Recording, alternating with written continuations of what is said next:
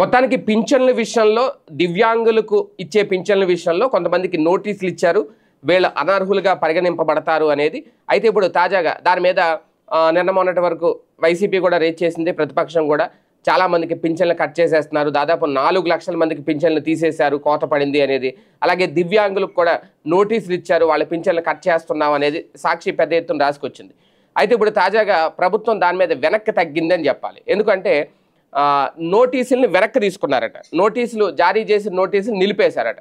అంటే ఒకవేళ సాక్షి రేజ్ చేసిందే తప్పని అనుకుందాం, వైసీపీ రేజ్ చేసిన పాయింట్ తప్పని అనుకుందాం, ఇప్పుడు ఆ నోటీసులు నిలిపివేయడం అనేది నిజమంటే వాస్తవానికి అది ఇవ్వడం కూడా నిజమే కదా, నోటీసులు ఇవ్వడం కూడా నిజమే కదా. ఓకే, అది వాళ్ళ అర్హులా అనర్హులా అనేది పక్కన పెడితే వీళ్ళు చెప్తున్న కారణం ఏంటి?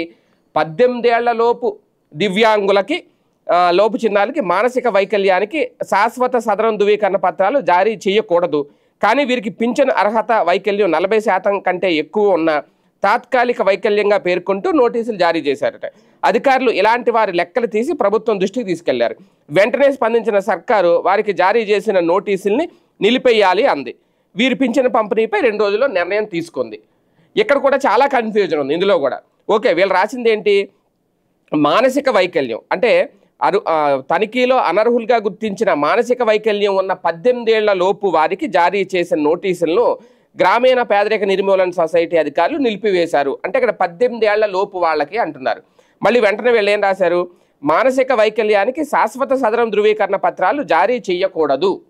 మానసిక వైకల్యం ఉన్న వాళ్ళు అంటే మెంటల్గా డిస్టర్బ్ అయిన వాళ్ళు, మానసిక వైకల్యం. ఇది ఒక్క పాయింటే ఇక్కడ, ఎందుకంటే శారీరక వైకల్యం ఉన్న వాళ్ళు కూడా ఉంటారు. అలాగే 18 ఏళ్ల లోపు శాశ్వత సదరం సర్టిఫికెట్ ఇవ్వకూడదు అనేది. ఫర్ ఎగ్జాంపుల్ డెమ్ అండ్ డెఫ్ వాళ్ళు ఉంటారు, వాళ్ళకి చిన్నప్పుడే గుర్తిస్తారు, పుట్టుకతోనే వాళ్ళకి ముందు. డెమ్ అండ్ డెఫ్ అంటే ఏంటి అర్థం? వాళ్ళకి మాటలు వినబడవు, చెవులు వినబడవు.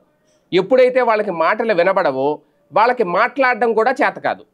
దాంతో మన మాట వినబడితేనే వాళ్ళు మాట్లాడగలుగుతారు, మన మాట వినబడలేనప్పుడు వాళ్ళు మాట్లాడలేరు. దాంతో వాళ్ళు డెమ్ అండ్ డెఫ్ అవుతారు, అంటే చెవుడు మూగ 2 వస్తాయన్నమాట.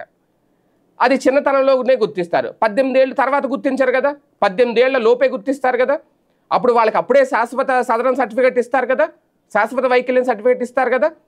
దాన్ని 100%గా చూపిస్తారు, దాంట్లో పర్సంటేజ్ ఏమి ఉండదు. ఎందుకంటే 100% వాళ్ళకి కంప్లీట్గా వినబడదు, కంప్లీట్గా మాట్లాడలేరు ఉంటుంది. అయితే ఇది ఎగ్జాంపుల్ చెప్తున్నాను నేను, వాళ్ళకి తీసేశారని నేను అనట్లా, ఎగ్జాంపుల్ చెప్తున్నా. అంటే 18 ఏళ్ల లోపు సర్టిఫికెట్లు ఇవ్వకూడదు అనే నిబంధన అని వీళ్ళ తెర మీద తీసుకొచ్చారు కాబట్టి అది కూడా మానసిక వైకల్యం అంటున్నారు. అంటే మానసికంగా వాళ్ళు మెంటల్గా డిస్టర్బ్ అయిపోతూ ఉంటారు, వాళ్ళు ఏం చేస్తున్నారో వాళ్ళకే తెలియదు, బ్రెయిన్ సరిగ్గా పనిచేయదు, అటువంటి వాళ్ళకి అనేది వీళ్ళు చెప్తున్నారు. కానీ ఇందులో ఓకే వీళ్ళు ఇది రాశారు, కానీ చాలా వరకు 18 ఏళ్ళు లోపు వాళ్ళకి అన్నారు వీళ్ళు. మరి 40 ఏళ్ళు 50 ఏళ్ళు 60 ఏళ్ళు ఉన్న వాళ్ళని మొత్తం వాళ్ళ వీడియోలు ఫోటోలు చూపించారు కదా సాక్షిలో.